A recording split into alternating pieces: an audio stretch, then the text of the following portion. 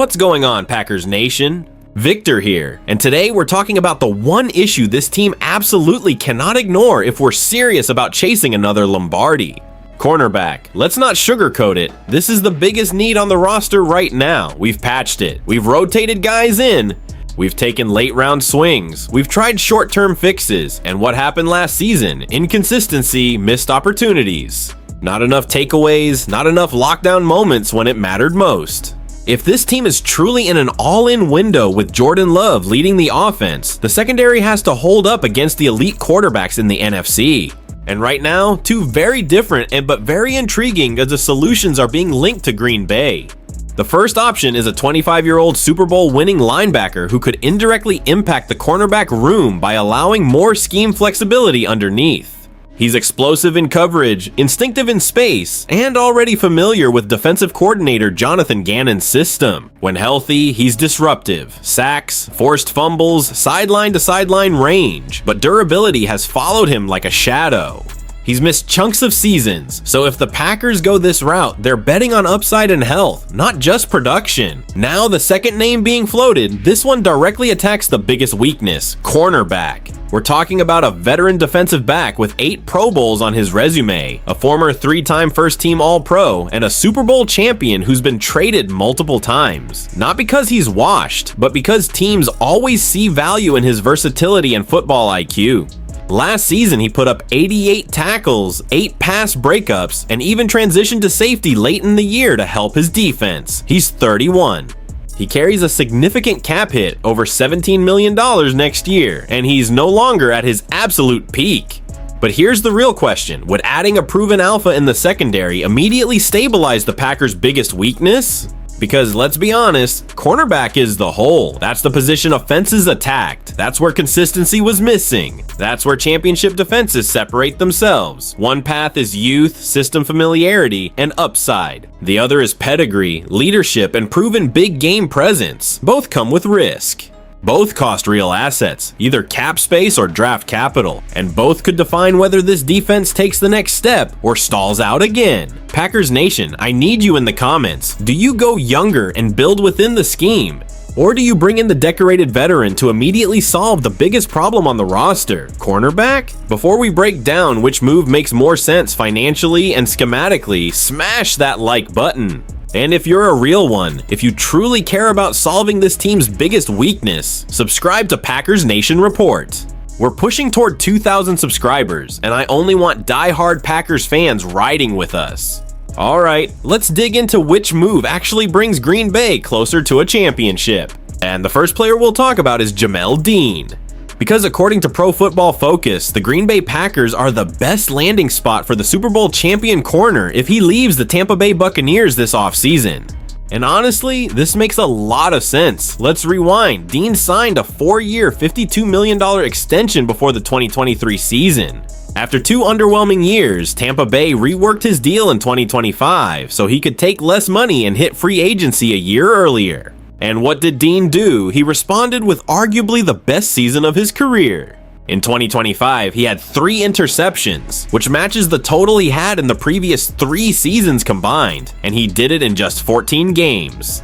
Even more impressive, when targeted, quarterbacks posted a 46.9 passer rating against him. That was the lowest among NFL cornerbacks. He also finished 3rd in completion percentage allowed at just 5%. That's elite coverage. Now yes, he missed weeks 11 and 12 with a hip flexor and the regular season finale with a shoulder injury. But look at Tampa Bay's collapse. They started 5-1 and finished 2-9, missing the playoffs for the first time since 2019. When Dean was out, their defense clearly regressed. That tells you something. Now let's bring this back to Green Bay. Everyone knows our biggest needs this offseason are defensive tackle and cornerback. We needed help at those positions a year ago, and guess what? Nothing has changed. We moved on from Jair Alexander and Eric Stokes. We brought in Nate Hobbs and Micah Robinson. Hobbs has been a part-time starter with limited ball production.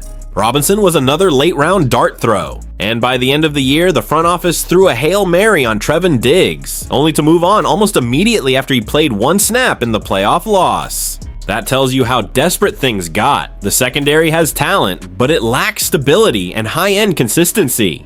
Dean is 6'1", 206 pounds. Physical, experienced, a Super Bowl champion. He's played in big games. He understands pressure. And here's what stands out to me as a fan. He's not just a name. He's productive right now. This isn't a nostalgia signing. This is a player coming off one of the most efficient coverage seasons in the league. Now let's talk money. Spotrac projects his value around 3 years. 37, 4 million is roughly 5 million per year. But let's be honest, if multiple teams get desperate, that number could climb to $15 million annually pretty quickly. The real question becomes, is Green Bay willing to pay that? Because Dean isn't chasing a ring, he already has one. He's gonna go where the money makes sense. From my perspective, if the Packers are serious about contending, this is exactly the type of move you make. You don't patch the secondary with bargain bin options anymore. You invest in proven production, pair Dean with Hobbs. Draft another young corner in this deep class. Suddenly that defensive backfield looks a lot more balanced. And if this team truly believes Jordan Love's window is open, you can't afford another season where cornerback depth costs you in December. So I want to hear from you, Packers Nation. Would you pay Jamal Dean $13 to $15 million per year? Is he the stabilizing veteran this secondary needs? Or would you rather invest in the draft and go younger? Drop your takes in the comments. Let's talk about it. Packers Nation, I need you to brace yourself because this one is wild. There's a new trade proposal out there that would send a former All-Pro, future Hall of Fame level defensive back to Green Bay for a 5th round pick. Yeah, you heard that right. But before we break it all down, make sure you smash that like button, subscribe to Packers Nation Report, and help us hit our goal of 2,000 subscribers. We're building the strongest Packers fan community on YouTube, and I want you locked in for every single move this offseason. Alright, let's talk about this. Bleacher Report's Alex Ballantyne proposed a trade that would send Jalen Ramsey from the Pittsburgh Steelers to the Green Bay Packers in exchange for a 2026 5th round pick. A day 3 pick for an 8-time Pro Bowler. Let's slow this down and really analyze it. Ramsey is 31 years old, turning 32 in October.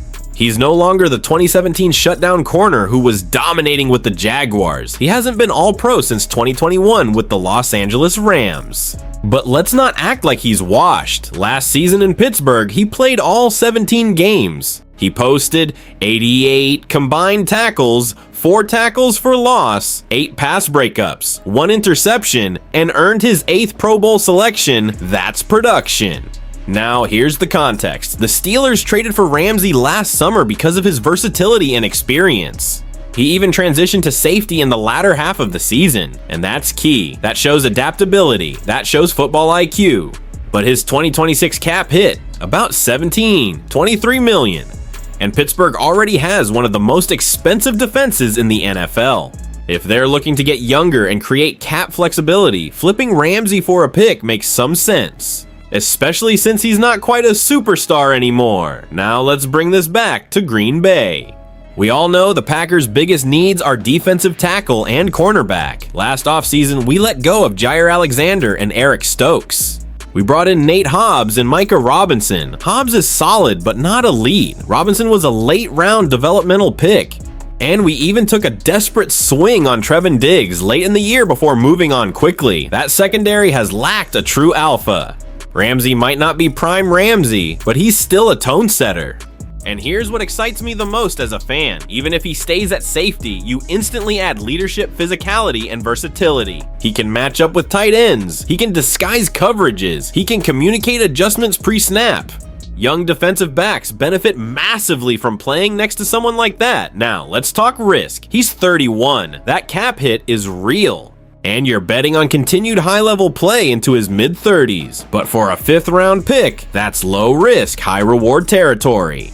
Let's be honest, most 5th round picks never become Pro Bowlers. Ramsey has 8 of them.